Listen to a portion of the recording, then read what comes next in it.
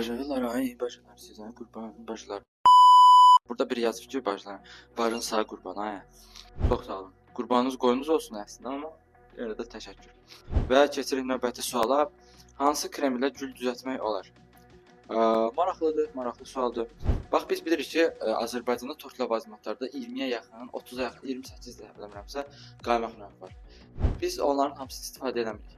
Bizə lazım olan cəmi 3-4 dənə qaymaq var ki, onlardan işləsək, gül düzəldə bilərik. Gül düzəltmək üçün sizə sadəcə o qaymaqla işləmək lazımdır ki, nasatkadan kan çıxanda, nasatkadan o qaymaq çıxanda o bərk qalsın. Əgər o boş olsa, o düşəcək yerə, yapışmayacaq, sürüşəcək və s. kimi, kaşa kimi çıxacaq, problemlər olacaq. Ona görə sizə burada bərk qaymaqlar istifadə etmək lazımdır. Əgər siz bərk qaymaq tapa bilməsiniz, onda bir dənə simit alırsınız. 1 litr qaymağa 2 dənə simetə gedir.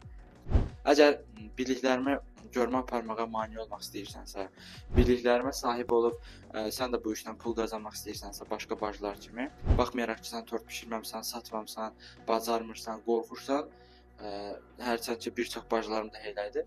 Onda sadəcə səhifəmdə bu önə çıxanlara daxil ol, bax, orada hər şeyi başa düşəcəksən.